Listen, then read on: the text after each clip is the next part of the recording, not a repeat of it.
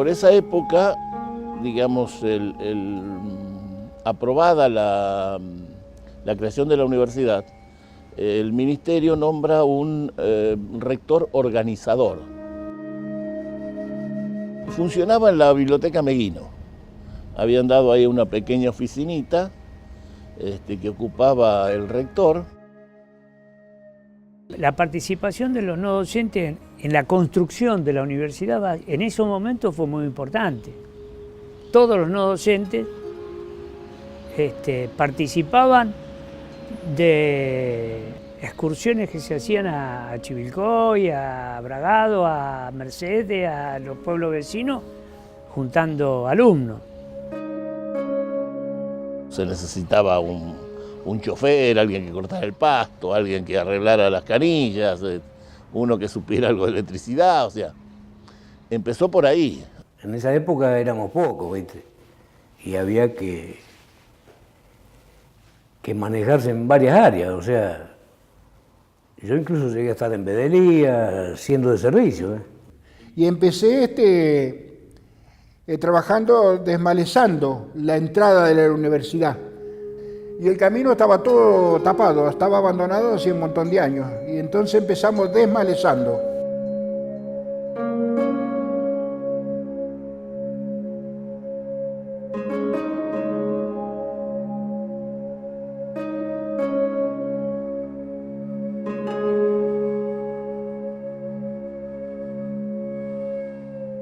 Estuvimos buscando información acerca de los inicios de la TUNLU, lo que hoy es la TUNLU, y ahí nos encontramos con que en el año 73 se constituye una comisión organizadora, entre los que estaban Oscar Pellejero, quien había ingresado a la universidad como director de personal. Y bueno, empezamos un proceso que para mí era nuevo, por la propuesta que traía Miñones de una universidad diferente, donde los no docentes iban a formar parte del gobierno, ingresaban estudiantes que no tenían título secundario. Para nosotros que militábamos en aquella época, era un proyecto muy lindo realmente. Si nosotros éramos una cantidad de personas que pertenecíamos ya a un grupo político, es decir, de tal modo que del ingreso a la organización sindical fue casi inmediata, porque casi en esa época era casi una necesidad. Se empezó a trabajar, digamos, comunicando al resto de los sindicatos de las otras universidades, afiliando al gremio a FATUM y participando en algunas actividades de FATUM. Inmediatamente que nosotros empezamos a buscar esa forma de organización, es el contacto con organizaciones superiores, de tal modo que nosotros prácticamente arrancamos con la normalización de FATUM. Ya cuando vino la intervención con el proceso, ya la conocen, la historia ya es bastante conocida, se deshizo todo. Viene el golpe, vengo a Luján, voy a la universidad, no había quedado nadie, se habían ido todos, y me acuerdo que me tocó recibir a un teniente que vino a hacerse cargo de la universidad. Lo peor fue el golpe militar, de eso no cabe duda. Si las consecuencias son grandes, ¿viste? Pero yo ya hacía un año más de un año que no estaba en la universidad. Y el cierre me dolió porque, viste, como le ha dolido a todos aquellos que estaban trabajando en su momento en la universidad, viste, porque no se merecía la universidad una intervención de ese tipo, porque no daba para eso. Eso se dio en épocas que fueron nefastas para el país, bueno. Estoy persuadido que tienen razón los amigos de Luján, que era realmente un acto de justicia reabrir esta universidad y por eso lo han logrado. Cuando se reabre la universidad, el gremio se había desmembrado. Durante el cierre el gremio se había desmembrado, los milicos que habían tomado la universidad habían sido bastante duros, habían sido de la Marina, en particular un capitán de navío, de tipos que fueron muy duros con todos los trabajadores no docentes, básicamente. Y hay un grupo de compañeros que comienzan a tratar de reformar el gremio y empiezan a trabajar en eso. En una noche, en una despedida de soltero de una compañera, ellos van a la despedida de soltero de ella y en la curva esta que hay acá, donde hoy está, creo que hay un mercado o algo así, una curva de la Constitución, se van abajo de un camión y se mueren los 5. No sabe lo que fue. Todo en el hospital, ¿viste? Y sabiendo que no había nada que hacer. Así fue.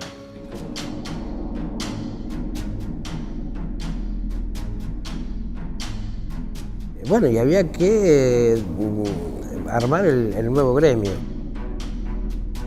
Daniel estuvo mucho. Daniel Villa iba a los departamentos, iba a los referentes, a decirle, bueno, hay que juntarnos, tenemos que armar el gremio.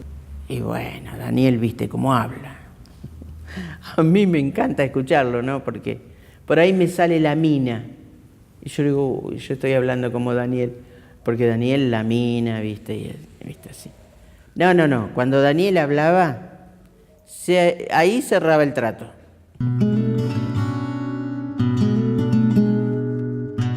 No teníamos nada. Teníamos una mesa, sillas, y yo me iba con ellos ahí, entonces me comenzaban a explicar. Estaba Aurelio, estaba Teófilo López. Es como que ellos me fueron llevando y me fueron insertando en todo eso. No había nada. Acá, esto era todo campo. Era todo campo. Un sitio para reunirse, almorzar o lo que... No había nada. Teníamos afiliados, pero todavía no sabíamos cómo aportar al gremio. Así que había una oficina donde los compañeros iban, nos daban un recibito, decía, bueno, es tanto, ponerle 200 australes, no me acuerdo la moneda de aquella época, para aportar al gremio, porque bueno, estaba todo por hacer. Logramos tener un solo sindicato. Sacar la idea del sindicato de personal jerárquico y el de no jerárquico. Y nos empezamos a ir a FATUM, porque en realidad la mayoría de los compañeros que estaban acá no tenían demasiada experiencia en la cuestión sindical y la FATUM se estaba rearmando también. Íbamos y empezamos a generar el nuevo sindicato. Y ese mandato histórico, digo, tenía cuestiones centrales como la unidad como fortaleza de la organización y demandaba temas muy puntuales como cogobierno, como convenio colectivo, como la defensa de la universidad pública con un valor sustantivo para el conjunto del pueblo, pensando la universidad como una institución del pueblo. Fue una lucha de muchísimo tiempo hasta que logramos, o se logró, que nos incorporaran en el gobierno de la universidad.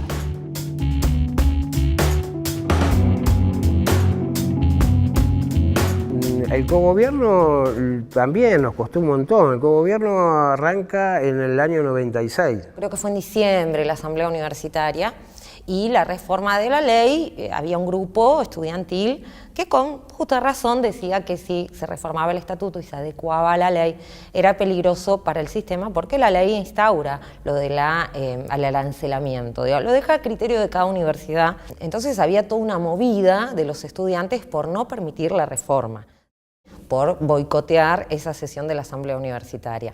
Y me acuerdo que el sindicato en ese momento y algunos otros compañeros que eran consejeros superiores pero aún sin voto, hicimos toda una movida de un abrazo al aula 201 para no permitir que los estudiantes ingresaran y no permitieran sesionar la asamblea universitaria. La cosa es que se votó rápidamente la reforma del estatuto, pero después armaron las piñas afuera porque fue un desbande. Me acuerdo que hubo algún golpeado, algún docente que se le hubo una piña que iba para Juan, por ejemplo. Conseguimos el voto no docente y a raíz de eso presentamos desde el sindicato al Consejo Superior una estructura, un reglamento sobre la capacitación.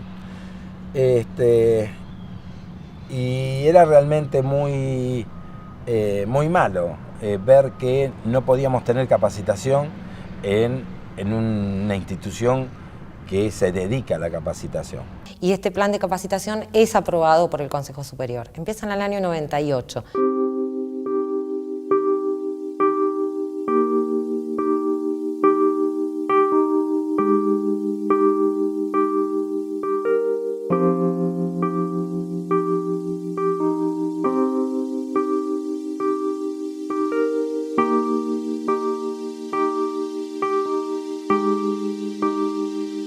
Hasta ahí no teníamos grandes actividades de capacitación, de formación.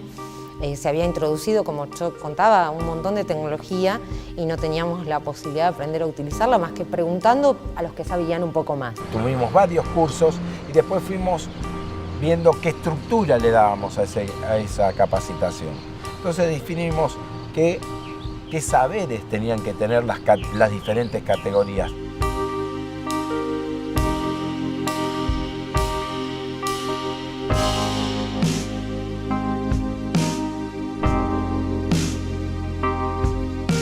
Por supuesto que esto parte de la FATUN, que pone la prueba en la capacitación y empieza a insistir con que debe haber una tecnicatura en gestión universitaria. Hoy ya es la licenciatura, ya hay varios compañeros que se están graduando, se ha profesionalizado la actividad no docente. Nosotros entrábamos al aula a limpiarla y hoy entramos al aula a limpiarla, pero también a aprender a hacer mejor nuestra tarea. En el último Congreso de Gestión Universitaria de Graduados y Estudiantes, se vio con mucha claridad que hay un cambio de paradigma, que ya los trabajadores dejamos de ser solo trabajadores, que somos profesionales de la gestión, ¿sí? Y que estamos a la altura para poder conducir las universidades.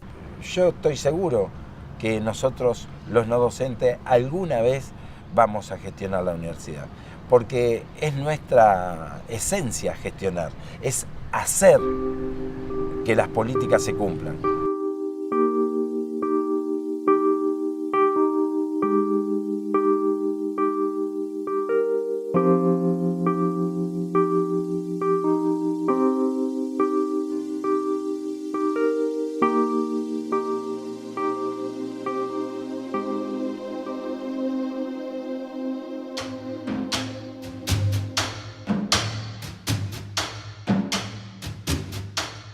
Este es un hito para todos los no docentes del país, cuando en 2006 Néstor Kirchner promulga el decreto 366, que es nuestro primer convenio colectivo de trabajo. Convenio colectivo de trabajo es la herramienta más grande que tienen los trabajadores. A ver, el convenio colectivo de trabajo puede ser perfectible, puede ser mejorable, puede no ser lo mejor en un primer momento, porque lógicamente es un acuerdo de partes, pero es la mayor herramienta porque es la definición de tu propio sistema de trabajo, de tu propia legislación laboral. Y fue un trabajo arduo, 10 años de trabajo para concretar nuestro primer convenio. A veces hoy cuando uno lo tiene y lo pone en vigencia, ¿no es cierto?, parece una cosa simple, pero fueron 10 años de discutir, de evaluar, de corregir, de ponernos de acuerdo, no solo con nuestros interlocutores como son los rectores, sino también en el propio seno de los trabajadores no docentes. Entonces hay que defenderlo a muerte. ¿Sí? Lo que trajo el convenio colectivo, la negociación, fue la paz en las universidades. Ya no hubo tanto enfrentamiento, excepto cuando a los trabajadores, como hace un tiempo atrás, 3 o 4 años atrás, un trasnochado Consejo Superior no homologó un acuerdo. Lo sorprendente fue que en el año 2012 hubo un acuerdo paritario más. Ese día había pocos consejeros y nosotros obviamente siempre tuvimos una oposición y en ese momento la oposición quería conducir la universidad, se presentaba a las futuras elecciones. Y cuando llega el momento del acuerdo, de tratar el acuerdo, hasta ese momento los acuerdos se votaban, ¿sí? La aprobación. Nosotros nunca nos había caído la ficha que esto podía ser peligroso para la negociación colectiva. Cuando llega el momento, por la positiva, levantan la mano algunos, nosotros no votamos, no vamos a votar. Por la negativa, sale mayoría la negativa, no se homologa el acuerdo. Y ahí dijeron no lo aprobamos y no se aprobó. A las 2 horas, llamando por teléfono, hicimos una asamblea ahí, por lo menos había 100 no docentes.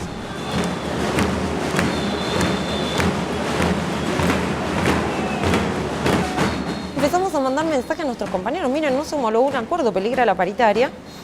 Esto fue, ponerle a las 5 de la tarde, a las 6 de la tarde teníamos 200 compañeros afuera y fue impresionante. Realmente hoy lo recuerdo y lo vivo con muchísima emoción porque digo, el respaldo, la conciencia de trabajador, la conciencia de que si tocan algo y la paritaria es sagrada, porque esto te pone en par de igualdad con la otra parte.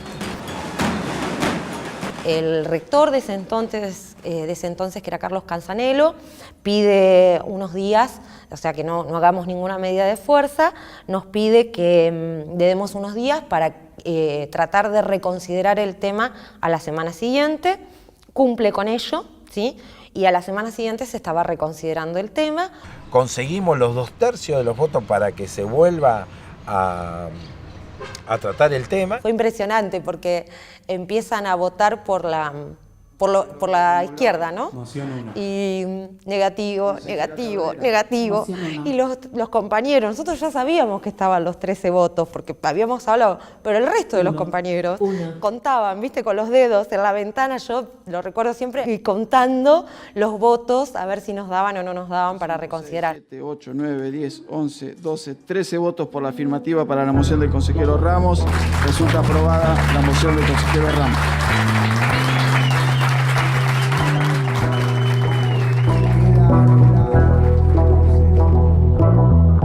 Lo histórico fue que los trabajadores salieran a defender la negociación colectiva como la defendieron. Me acuerdo que en un congreso que hubo a los pocos días o al poco tiempo, también en Giardino, Walter Merkis, que es el secretario de Hacienda y Finanzas, dice como ejemplo, cuando un acuerdo paritario no te lo quieren votar, ¿qué se hace? ¡Quilombo! Como hicieron en Luján. Entonces fue como un hito muy importante para nosotros. Creo que ese acuerdo igual estuvo elegido, porque no era un acuerdo salarial, no era un acuerdo de concurso, ¿no? Era un acuerdo que nos beneficiaba al conjunto, ¿sí? Porque era la cuota sindical para poder construir este predio.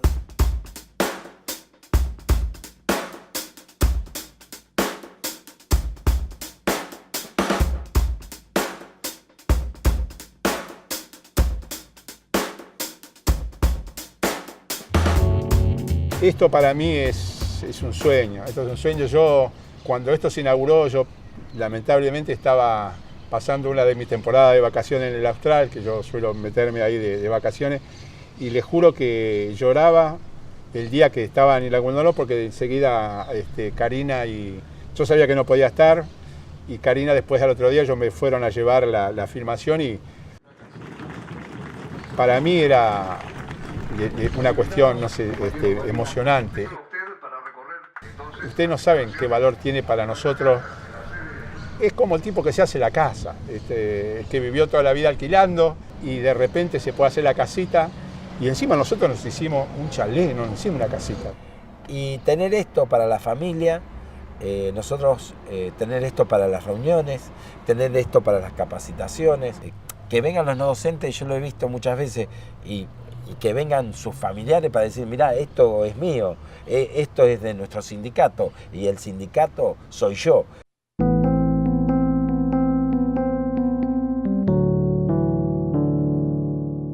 Comenzando esta palabra no quiero dejar pasar por alto, porque hoy estamos cumpliendo prácticamente 32 años, 2 meses y algunos días que asumimos nuestra responsabilidad en esta federación. Han servido para consolidar una organización. 32 años que nos han llevado, como dije, por distintos caminos, pero por sobre todas las cosas, esta organización ha tenido como norte siempre la unidad como base de su fortaleza.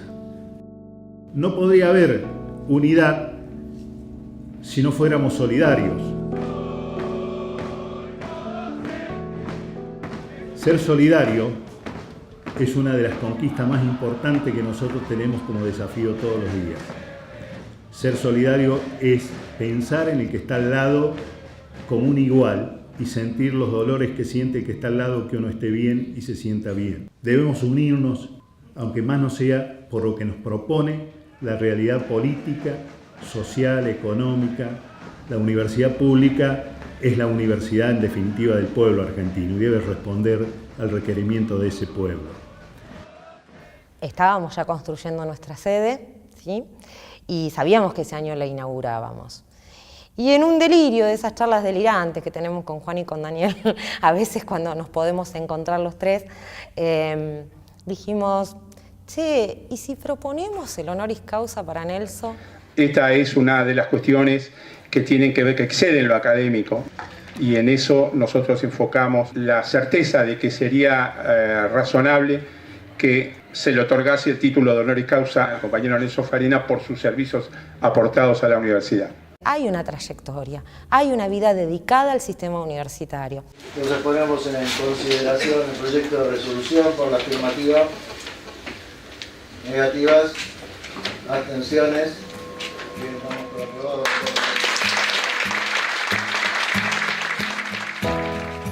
Primera universidad que le otorga un honoris causa a un trabajador no docente.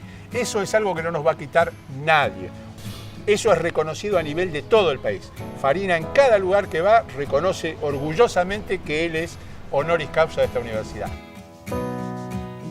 Bueno, fue una sorpresa gratísima, pero que además a uno le costaba entender.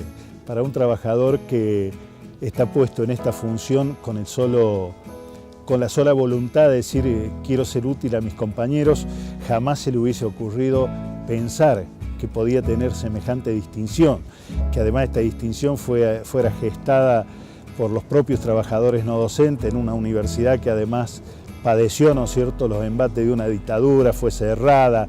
Es un premio que se merecen mis compañeros y que creo que lo hemos recibido por ese valor, por el valor de los trabajadores no docentes.